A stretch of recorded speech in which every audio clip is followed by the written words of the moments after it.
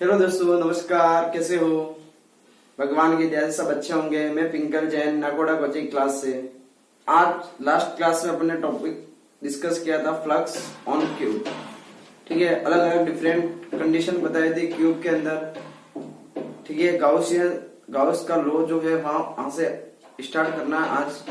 तो अब गाउस का लॉ क्या होता है, फ्लक्स कैसे डिटरमाइन करते हैं, कंपटीशन का भी बताएंगे। 12th क्लास चाहे सीबीएसई आरबीएसई जो भी है उसका हम आज डिस्कस करते हैं। तो देखो, स्टार्ट करते हैं गाउस लॉ से। गाउस लॉ क्या होता है, जो नंबर ऑफ लाइंस जो होती है क्लोज सरफेस के अंदर जो पास हो रही है उसको तो अपन क्या बोल सकते हैं, फ्लक्स। तो उसको फ्लक्स किससे, फ्लक्स की डेफिनेशन से निकालते हैं। लेकिन गाउस लॉ ने फ्लक्स कैसे डिफाइन किया उसको अपन देखें तो क्या बोला, the total flux link with A close surface in 1/epsilon times of the charge enclosed by the Gaussian surface. Means इसको यदि एक्सपेंड करेंगे तो क्या बोलते हैं, यदि कोई क्लोज सरफेस है और उसमें जो टोटल चार्ज क्यू है और उसका 1/epsilon टाइम्स जो होता है वो फ्लक्स के इक्वल होता है। मतलब आप हिंदी में उसको रिप्रेजेंट मतलब एक्सप्लेन करते हो तो क्या बोलोगे, किसी काल्पनिक बंद पृष्ठ पर से गुजरने वाले जो फ्लक्स है वो क्या बोलोगे, उसमें कुल चार्ज और निर्वात की जो विद्युतशीलता एप्सिलॉन नॉट के अनुपात के इक्वल होती है। ठीक है, तो हम फ्लक्स की डेफिनेशन से क्या बोल सकते हैं, E.ds फ्लक्स की डेफिनेशन है। और गाउस की डेफिनेशन से हम क्या बोल सकते हैं, summation of Q upon epsilon naught, that is the flux. So upon both definition क्या हो गया, ये साइन यदि मैं यहाँ पे एक चीज यहाँ यूनिफॉर्म क्लोज है सरफेस है तो मैं ये साइन लगाऊंगा। अदरवाइज मैं आपके पास यूनिफॉर्म नहीं है तो मैं खाली E.ds लिखूंगा। इस चीज को इंपॉर्टेंटली नोट कर ले। ठीक है, तो इसलिए मैंने यहाँ पे लिखा हुआ है this law suitable for only symmetrical charge distribution. ठीक है, आगे मैं चार्ज डिस्ट्रीब्यूशन के बारे में बताऊंगा। तो ये हमारे पास क्या था, गाउस लॉ। गाउस लॉ पे बहुत सारे अलग अलग पॉइंट्स हैं, बहुत सारी चीजें, हर पॉइंट पे क्वेश्चंस बनता है, मैं एक एक एक्सप्लेन भी करूंगा। और ये गाउस लॉ है, देखो कैसे पॉइंट को एक एक पॉइंट को एक्सप्लेन करते हैं, इस चीज को थोड़ा देख लीजिए।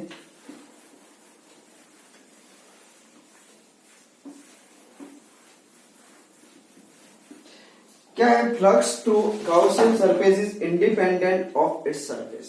मींस आपके पास क्लोज सरफेस होना चाहिए। जैसे किसी में ये चार्ज, ये सर्कल रख दिया और इसमें चार्ज क्या है, क्यू रख दिया।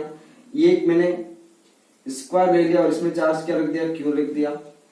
एक मैंने 3D को ले लिया, जैसे स्फीयर ले लिया, एक क्यूब ले लिया, एक क्यूब ले लिया, उसमें चार्ज क्या रख दिया, क्यू रख दिया। तो इसे does not depends on shape, मतलब आप क्या बोल सकते हो, ये क्या बोलता है, flux through Gaussian surface independent of its surface. मतलब आपके पास क्या बोलते हैं, आप क्या बोल सकते हो, कैसा भी सरफेस हो सकता है, क्या भी शेप हो सकता है। इसका फ्लक्स क्या हो गया, phi is equal to total charge क्या हो गया, inside q upon epsilon naught. ये फ्लक्स का पहला पॉइंट हो गया। डिपेंड्स ऑन इनसाइड चार्ज, दूसरा पॉइंट, यदि मेरे पास यहाँ पे आउटसाइड चार्ज ले लो 2q, सबके आगे 2q ले लो, तो हमारे पास क्या बोलोगे, सर ये इनसाइड चार्ज कितना है, क्यू और क्यू। तो इनसाइड चार्ज पे डिपेंड होगा, आउटसाइड चार्ज पे, मतलब अंदर जो चार्ज है वो डिपेंड करेगा कि उसमें टोटल चार्ज कितना। यदि मैं यहाँ पे 5q ले लेता सब में, तो यहाँ पे क्या आ जाएगा, क्या बोलोगे, 5q अपॉन एप्सिलॉन नॉट। ठीक है, तो इस चीज का आपको ध्यान रखना है। नेक्स्ट हमारे पास पॉइंट क्या बोल रहा है, इंडिपेंडेंट ऑफ पोजीशन। यदि कोई चार्ज नहीं, मैंने तो ये चार्ज सब 5q मैंने सेंटर पे नहीं रखा, मैंने यहाँ पे रख दिया, इसको मैंने यहाँ पे रख दिया, तो उसको कोई पोजीशन की कोई फर्क नहीं पड़ रहा है, आपको वो इनसाइड होना चाहिए। बस इतना ध्यान रखना, मतलब इनसाइड में आप कहीं पे भी पोजीशन पे रखो, क्या होगा, कहीं पे भी कोई डिपेंड नहीं करेगा, आपके पास क्या इंडिपेंडेंट होगा पोजीशन से। ठीक है, नेक्स्ट पॉइंट जो होता है, आप ये क्या निकाल रहे थे, फ्लक्स निकाल रहे थे। लेकिन इलेक्ट्रिसिटी की बात करते हैं, इलेक्ट्रिक फील्ड की बात करते हैं, तो इलेक्ट्रिक फील्ड इंटेंसिटी यदि डिटरमाइन करेंगे गाउसियन सरफेस के अंदर, तो वो इनसाइड भी होगी और आउटसाइड भी होगी।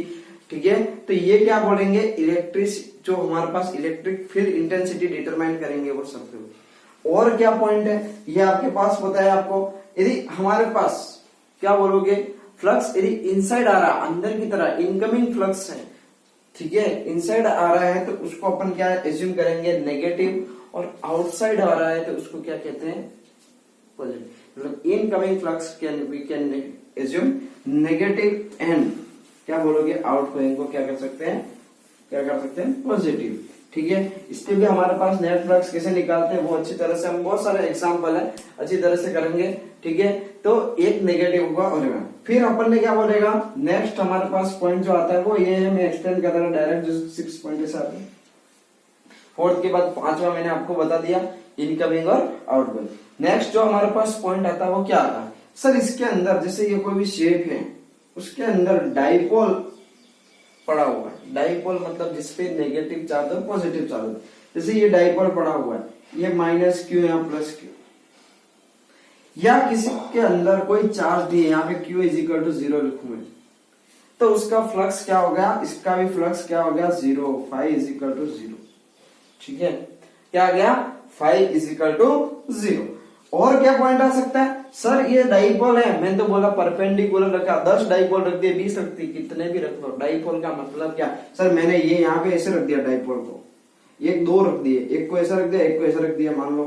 ठीक है, ये माइनस क्यू, ये प्लस क्यू, ये माइनस 2Q और ये प्लस 2Q, कितना आएगा, क्या आएगा 0। क्यों बोलोगे सर, जितना नंबर ऑफ पॉजिटिव चार्ज है उतना ही नंबर ऑफ नेगेटिव चार्ज है, तो ये क्या बोलोगे आपका नेट फ्लक्स यहाँ पे भी क्या आएगा फाई इज इक्वल टू 0।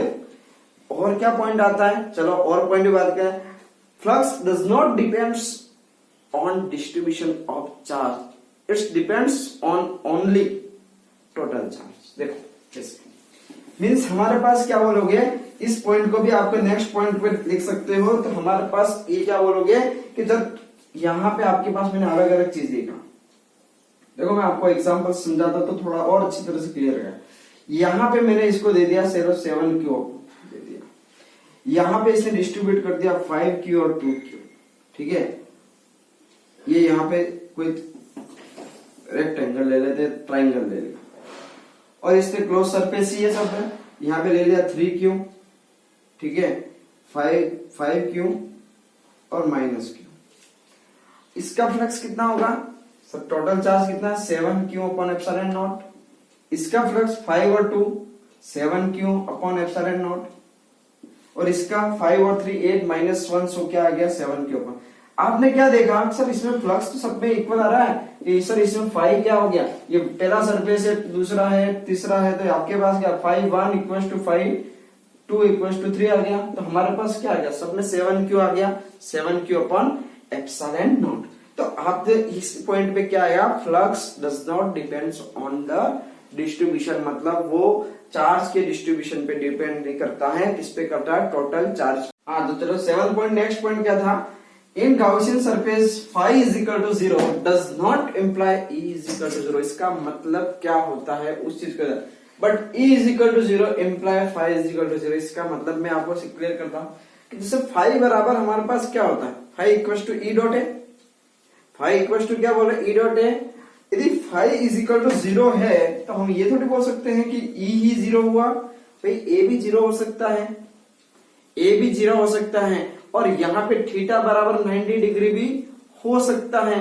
इसलिए अपन क्या बोल सकते हैं, फाई इज इक्वल टू 0, इसका मतलब E इज इक्वल टू 0 नहीं, लेकिन E इज इक्वल टू 0 हो तो फाई इज इक्वल टू 0 ये कैसे होगा, क्योंकि E इज इक्वल टू 0 कब आता है, जब उसके अंदर चार्ज 0 होता है, और जब चार्ज 0 हो तो हमने अभी गाउसियन सरफेस पे नेक्स्ट पॉइंट लास्ट पॉइंट पढ़े थे, सब Q इज इक्वल टू 0 या डाइपोल प्रेजेंट हो तो टोटल फ्लक्स क्या होता है 0। तो इस पॉइंट का मतलब होता है if a close body place in electric field में, तुम आपको इस पॉइंट पे बोला सर इनकमिंग फ्लक्स और आउटगोइंग फ्लक्स, इस डायग्राम में देखोगे तो सर जितना फ्लक्स, जितने हम फ्लक्स की डेफिनेशन क्या बोलते हैं, नंबर ऑफ लाइन पासेस। तो यहाँ पे जितनी इनसाइड क्या हो रही है लाइंस आ रही है उतनी आउटसाइड हो रही है, इसका मतलब जितनी इनकमिंग है उतनी ही क्या है आउटगोइंग है, इसलिए यहाँ पे फ्लक्स क्या होगा 0, सेम चीज। तो जितने भी अभी कोई भी आपके पास सरफेस होगा, क्लोज सरफेस होगा, तो क्या बोला, if a close surface body place in the electric field due to flux link with will be 0। तो ये हमारे पास कुछ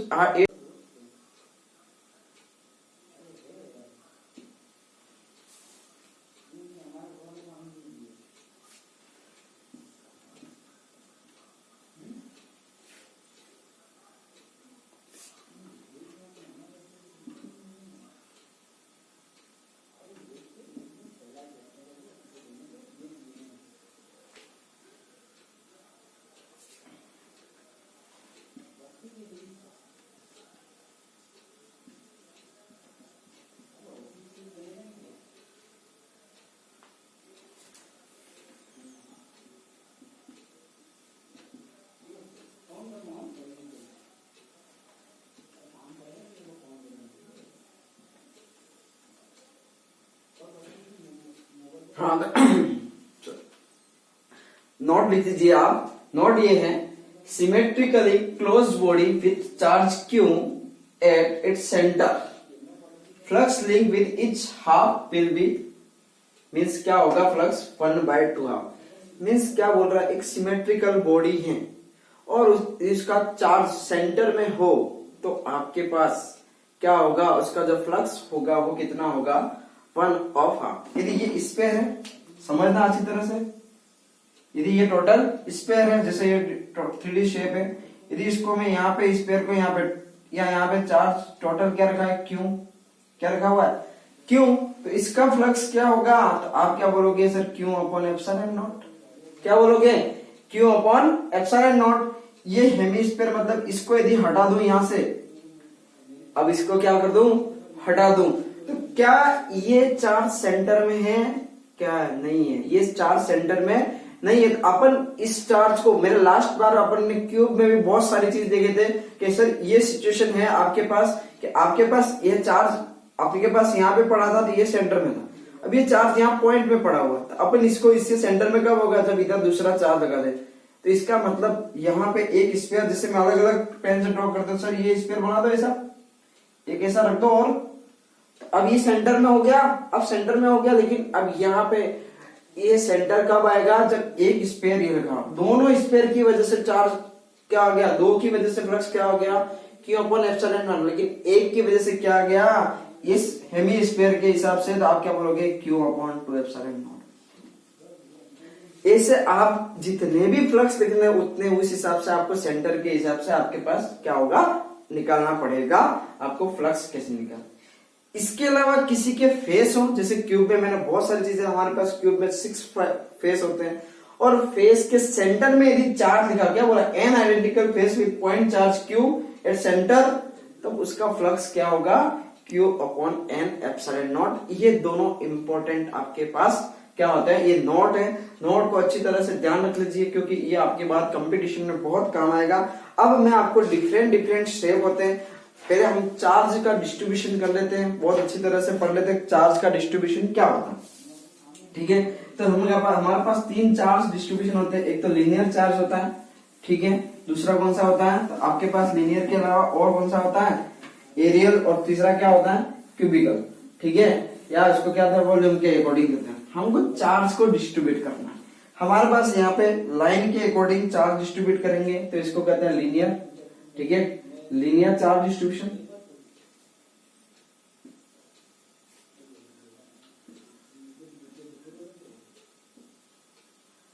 तो इसके अंदर क्या आ गया कि हमारे पास सर एक चार्ज है, उसको लाइन के अकॉर्डिंग, अब आप जब मर्जी है उस हिसाब से ये लाइन के अकॉर्डिंग अपन ने चार्ज को क्या कर दिया, डिस्ट्रीब्यूट कर दिया, ठीक है। तो उस टाइम हमारे पास यहाँ पे आपको इसमें अपन मान लो इसका स्मॉल चार्ज यहाँ साइड में लिख लिया, कोई डिस्ट्रीब्यूशन में है, तो इसको यहाँ पे स्मॉल चार्ज जो लीनियर चार्ज डिस्ट्रीब्यूशन है उसका जो फॉर्मूला हम लिखते हैं वो क्या होता है, इसको लेमडा से रिप्रेजेंट करते हैं, और डी क्यू अपॉन डी, मतलब सब चार्ज में लीनियर में क्या काउंट करोगे, क्या करोगे, लीनियर में हमारे पास लेंथ काउंट कर रहे हैं, तो हमारे पास क्या आ गया, D Q upon D L. Same linear की जगह यहाँ पे एरिया के अकॉर्डिंग चार्ज की डिस्ट्रीब्यूशन, एरिया भी बोल सकते हैं इसको। तो यहाँ पे एरिया की बात आती है, ये यहाँ पे चार्ज डिस्ट्रीब्यूट करते हैं, कोई स्पेयर भी ले सकते हो।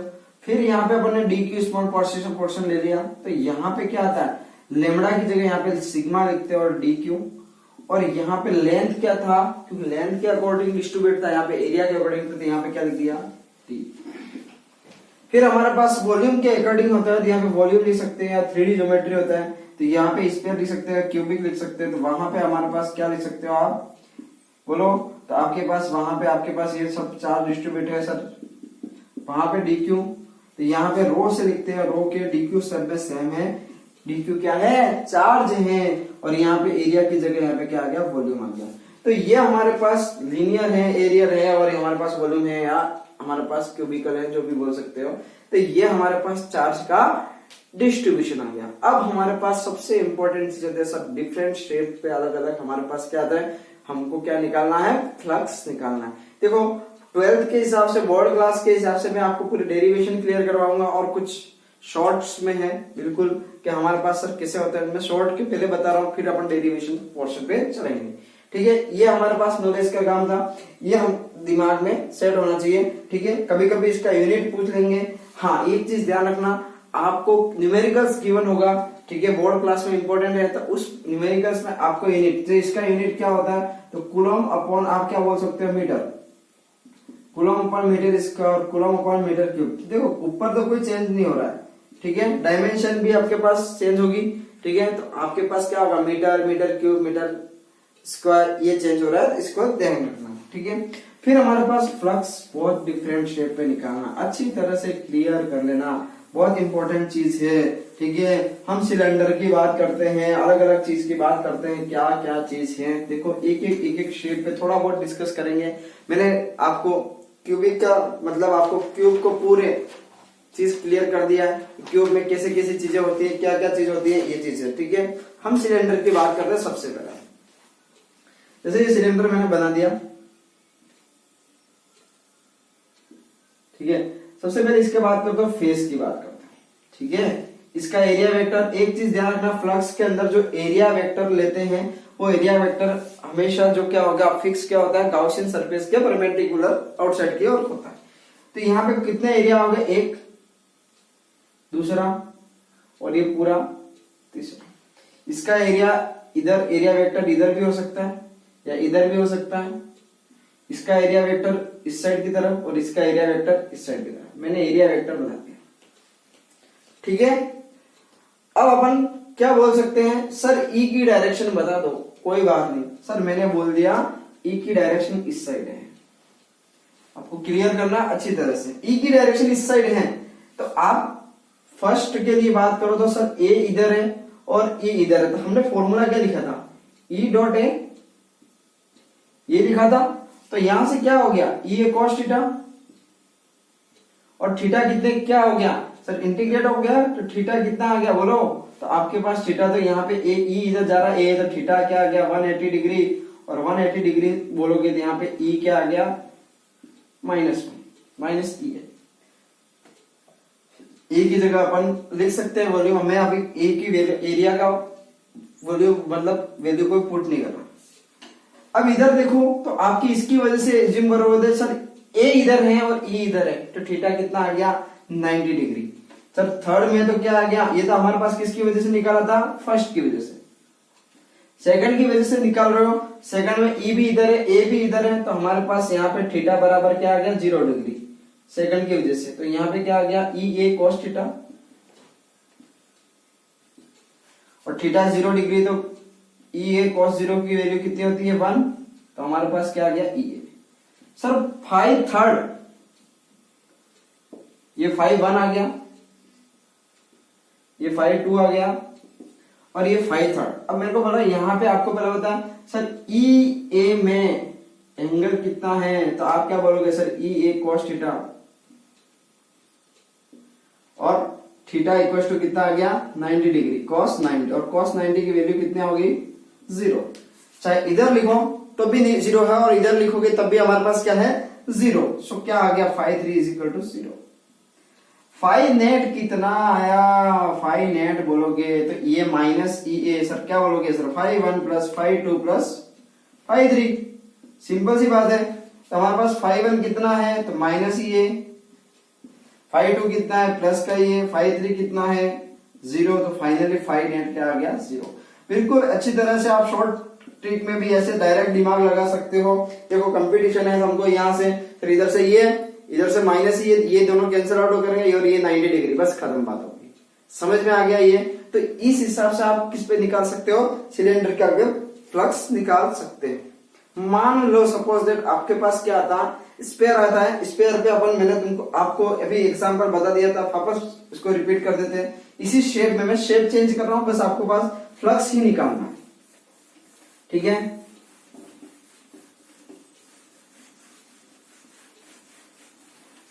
देख लीजिए हमारे पास जैसे ये शेप है स्पेयर का, ठीक है। अब आप ये सॉलिड स्पेयर है, ठीक है, और यहां से लाइन पास हो रही है, इसका आप खुद ही बता सकते हो फ्लक्स कितना होगा। अभी मैंने बोला था, क्या बोला था सर, एरिया की बात कर सकते हो, क्या बोल सकते हो, नेट फ्लक्स क्या बोलोगे सर, इनसाइड कितना आ रहा है, इनसाइड जितनी लाइन आ रही है उतनी आउटसाइड जा रही है, तो आप देखते ही यहां पे क्या बोलोगे सर, फाइव इनसाइड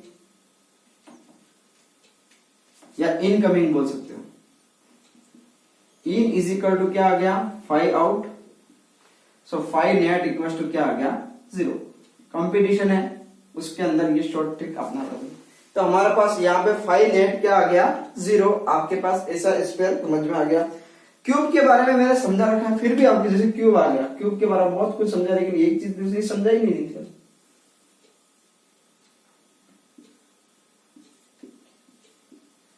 क्यूब के अंदर ये चार्ज सेंटर में रखा हुआ, समझना अच्छी तरह से, और यहां से लाइन एंटर हो रही है, ये एरिया, ये भी एरिया सर, ये भी एरिया होता है, ये भी आउटसाइड एरिया काउंट करते हैं, ये भी एरिया काउंट होता है, और एक ये साइड और एक पीछे साइड। थोड़ा एज्यूम करने, दिमाग लगाने की कोशिश करना। मान लो ई की डायरेक्शन मैंने ये ले ली, ठीक है, ये जो डायरेक्शन बता रहा हूं मैं किसकी बता रहा हूं, ई की, ठीक है ना। तो ई की डायरेक्शन ऐसे दे दी मैंने, ये डायरेक्शन। चलो दिमाग लगाते, यहाँ पे 6 फ्लक्स होंगे, किसकी वजह से सर, एक फेज, 2 फेज, चलो फेज नाम दे देते हैं, 1 2 3 4, ठीक है, यहाँ पे 5 भी लिख सकते हो, और यहाँ पे पीछे वाले में 6 लिख देते हैं। चलो दिमाग थोड़ा सा अच्छा चलेगा, थोड़ा दिमाग एज्यूम करना। आपके पास ई की डायरेक्शन इधर की साइड है, तो इस फेज की वजह से इधर क्या आएगा आपके पास ये आ रहा है, आपके पास इधर वाला। अब इधर समझना, यहाँ पे मैंने ए की डायरेक्शन इधर नहीं होती है, आउटसाइड होती है, तो ए की डायरेक्शन इधर होती है, सॉरी, ठीक है। अब आपके पास बताओ, इसकी वजह से क्या आ गया सर, ई इधर है और ए भी इधर है, तो थीटा कितना आ गया, 0 डिग्री। सर इसकी वजह से 5 1 कितना आ गया, हमारे पास डायरेक्ट लिख सकते हो ई। Very good. चलो दूसरा, सर ई तो इधर है, ए इधर है, तो थीटा कितना है 180, और 5 2 बराबर क्या आ गया, माइनस का ई।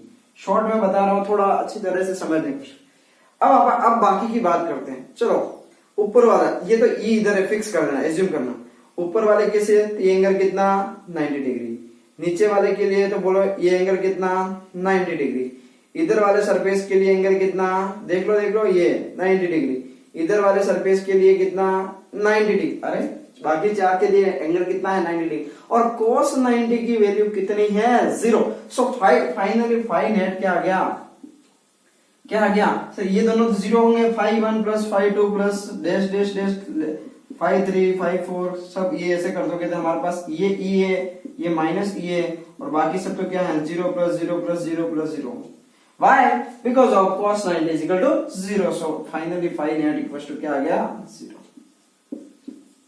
बहुत अच्छी तरह से शायद समझ में आ गया होगा, ठीक। और देखो किससे क्या होता है, जैसे हमारे पास स्पेयर पे बात कर ली हमने, अब रेडियल स्पेयर आता है, उसमें थोड़ा सा हमारे पास क्या होता है उस चीज को समझते हैं, ठीक है। चलो रेडियल स्पेयर में थोड़ी सी चीज ध्यान रखनी है, हमारे पास इलेक्ट्रिक फील्ड की डायरेक्शन एक जगह नहीं है, थोड़ा सा ऐसा बोल रखा कि हमारे पास, जैसे बना रहा हूं मैं, अच्छी तरह से समझने की कोशिश करना। ये चार्ज तो यहाँ पे रखा हुआ, और इसको ऐसे बना दिया, चलो छोटा मोटा बना दिया जैसे। अब हमारे पास इलेक्ट्रिक फील्ड ऐसे दे रखा है,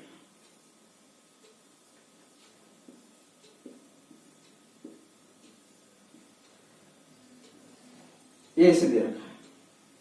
अब यहाँ पे ये रेडियस दे रखी है r, तो देखो हम यहाँ पे इलेक्ट्रिक फील्ड क्या लिखते हैं, E इंटू एरिया, सीधा सिंपल है sir. 5E is equal to क्या लिख सकते हैं, 5 enclose is equal to 5E is equal to क्या लिखते हैं, E डॉट ds, या da बोल सकते हो, एरिया, सॉरी ये देखते, ठीक है। अब आपको यहाँ पे ये चीज ध्यान रखना है, हर जगह एरिया का हिसाब से आपके पास रेडियल है, तो आपके पास इसका एरिया क्या होगा, ये सबसे इंपॉर्टेंट चीज है। आप इस चीज को नहीं समझ पाओगे तो खत्म हो जाएगा मामला, ठीक है। तो आपके पास यहाँ पे एक तरह से बोलोगे सर 5 यदि पूरा स्क्वायर होता तो आप क्या लिख सकते हो, E इंटू ए, सीधा सिंपल सी बात है। लेकिन यहाँ स्क्वायर कितना, हाफ है, तो एरिया को क्या कर सकते हो, हाफ कौन होना है, एरिया, सिंपल है। और ई कितना होगा यहाँ पे सर, के क्यू अपॉन आर स्क्वायर। और एरिया कितना होता है सर, पूरा एरिया होता तो कितना होता, 4 पाई आर स्क्वायर। हाफ है तो कितना लिख सकते हो, 4 पाई आर स्क्वायर बाय 2। इस के की वैल्यू यहां से लिखेंगे तो 1/4 pi epsilon naught q upon r square multiply 4 pi r square upon 2। देखो थोड़ा सा सॉल्व कर देते हैं अपन। 4 पाई से 4 पाई कैंसिल और आर स्क्वायर से आर स्क्वायर कैंसिल। आंसर कितना आ गया, क्यू अपॉन 2 एप्सिलॉन नॉट। कब आएगा, जब रेडियल स्फीयर हो। तो आपके पास इसका भी आंसर होना चाहिए, ठीक है। तो आप ये हमारे पास क्या आ गया, क्यू अपॉन 2 एप्सिलॉन नॉट, ठीक है। ये हमारे पास रेडियल स्फीयर है।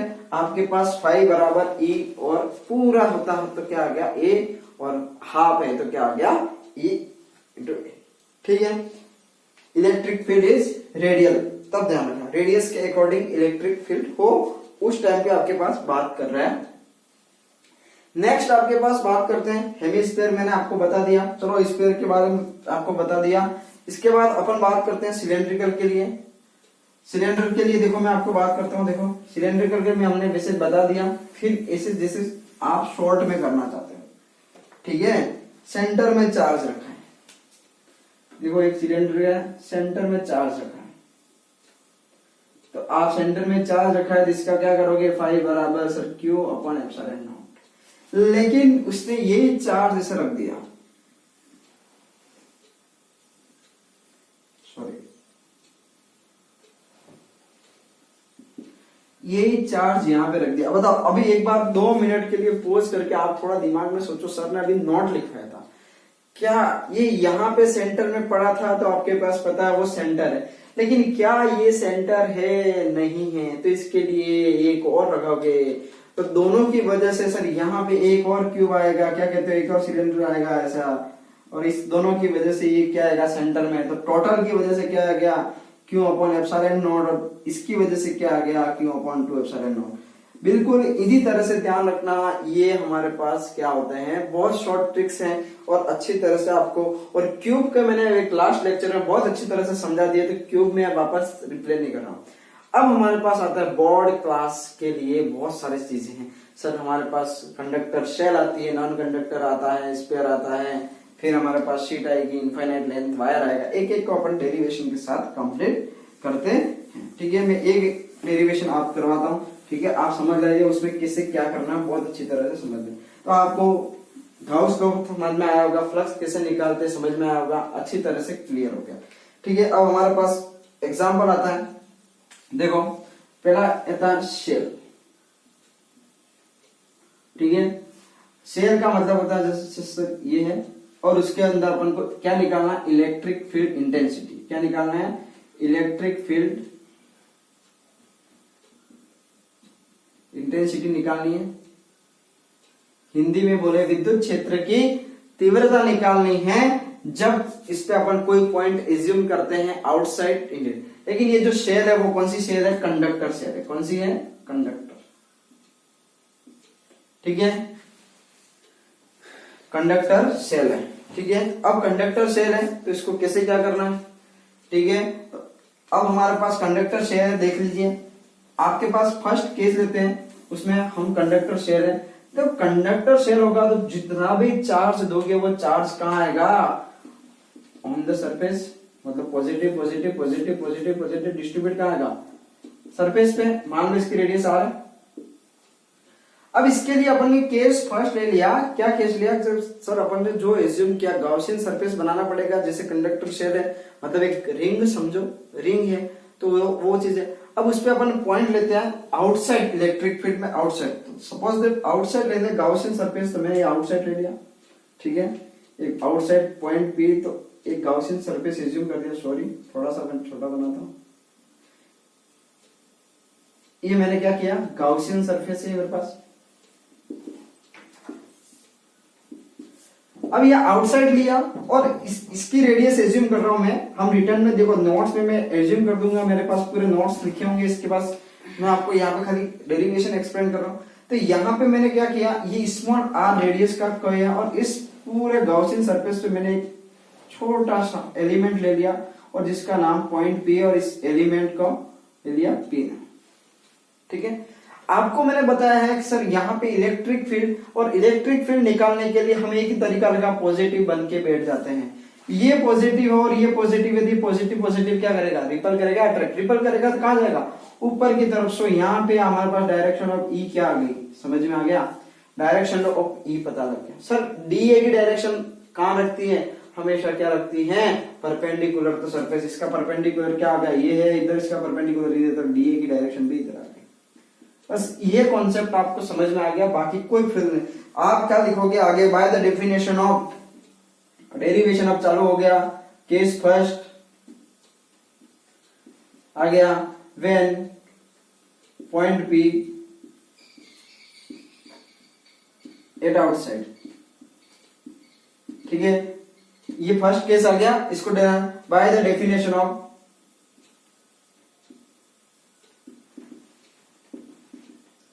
Flux and Coulomb's law, sorry Gauss law,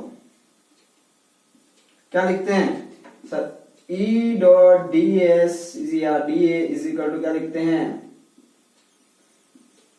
बोलो, summation of Q upon epsilon naught. बिल्कुल यूनिफॉर्मली है, तो आपको इतना और क्लियर हो जाएगा। अब अपन को पूरा डेरिवेशन कंप्लीट करना, मैं आपको एक एक स्टेप बता रहा हूं, आगे सॉल्व करते हैं। देखो क्या लिखते हैं, हमारे पास E D A cos theta, यहाँ पे summation Q upon epsilon naught as it is चलने दो। ठीक है, आप डी भी, ए भी इधर है, ये भी इधर है, थीटा इज इक्वल टू यहाँ पे शॉर्ट में लिख लो 0 और cos 0 की वैल्यू कितनी होती है 1। तो e यहाँ पे क्या आ गया, e और इंटीग्रेशन क्या आ गया, खाली डी बचा,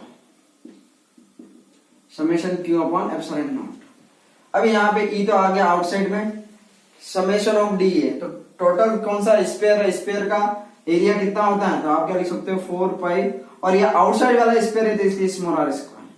और यहाँ पे आपके पास टोटल चार्ज डिस्ट्रीब्यूशन यूनिफॉर्म है, तो इक्वल होगा, जो समेशन ऑफ क्यू किसके इक्वल होता है, क्यू के equal, so Q upon epsilon not. अब ये 4 पाई, अब हमारे पास e की जगह एज इट इज, इसको इधर ट्रांसफर कर दो, q upon q 4 pi epsilon naught r square. We know that 1 upon 4 pi epsilon naught that is क्या होता है k, सो यहाँ पे e इक्वल टू क्या आ गया, k Q upon r square. ठीक है, ये कब है, जब आउटसाइड है, e आउटसाइड, केस फर्स्ट। ठीक है, e आउटसाइड हमारे पास क्या आ गया, k Q upon r. Case second हमारे पास क्या आता है, p ऑन द सरफेस। ठीक है, point p on the surface. देखो ऑन द सरफेस होगा, ये p पॉइंट यहां पे आएगा, तो स्मॉल r किसके बराबर हो जाएगा, कैपिटल R के। तो यहां पे क्या लिखोगे, दैट सरफेस, देन क्या हो जाएगा, small r equal to capital R। तो हमारे पास इसका आंसर में क्या चेंजेस हो जाएगा इस डेरिवेशन में, वो समझ लीजिए कि आपके पास e इज इक्वल टू क्या आ गया, k Q upon capital R square. ठीक है, और हमारे पास थर्ड जो आता है, थर्ड केस, वो क्या आएगा, P इनसाइड, क्या बोलोगे, P at inside the shell. तो क्या आएगा, इनसाइड, आप क्या लिखोगे, inside shell Q is equal to 0। भाई आप चार्ज कहां है, चार्ज तो कहां डिस्ट्रीब्यूट होता है, सरफेस पे, तो Q is equal to 0। So Q is equal to 0, तो E इज इक्वल टू क्या आ गया, 0। तो हमारे पास E इज इक्वल टू 0 आ गया। ये हमारे पास पूरा सेल का डेरिवेशन कंप्लीट। लास्ट क्या बचता है, ग्राफ। तो आप ग्राफ E और R में खींचोगे, इधर E लिख दो, इधर R लिख दो, और यहाँ पे अलग अलग 3 केस होंगे। सर इनसाइड 0 था, तो 0 में आप डैश कर दिया, मैक्सिमम कहाँ आएगा, तो आपके पास E इक्वल टू R, और ये E इनसाइड, ये small r equal to R, small r less than capital R, और ये R is greater than R, तो यहाँ पे ऐसा। तो ये हमारे पास maximum k Q upon R square आ गया। इस हिसाब से हमारे पास यहाँ E inversely proportional to R square कर सकते हो। इस हिसाब से हमारे पास पूरा डेरिवेशन किसका कंप्लीट हो गया, कंडक्टर शेल का 12th क्लास 4 मार्क्स का क्वेश्चन, 5 मार्क्स का क्वेश्चन, 3 मार्क्स का जो भी होता है, जिसके बोर्ड में अलग अलग क्वेश्चन है। ठीक है, अच्छी तरह से ये चीज आपको समझ में आ गया, डेरिवेशन है बहुत अच्छी तरह से समझ में। इसके अलावा बहुत सारे हमारे पास 4 डेरिवेशन और बचे हैं। ठीक है ना, आपके पास तो शीट है, कंडक्टर शीट है, नॉन कंडक्टर शीट है, बहुत सारी चीजें हैं। ठीक है, मैं 1 बाय 1 एक्सप्लेन करूंगा नेक्स्ट क्लास में। ठीक है, आपको यहाँ तक समझ में आ गया? कोई भी प्रॉब्लम आती है तो प्लीज कमेंट्स बॉक्स में लिख दीजिए। ठीक है, मेरा चैनल सब्सक्राइब करें। कोरोना वायरस चल रहा है अभी, घर बैठे आराम से स्वस्थ रहे, सुखी रहे। धन्यवाद।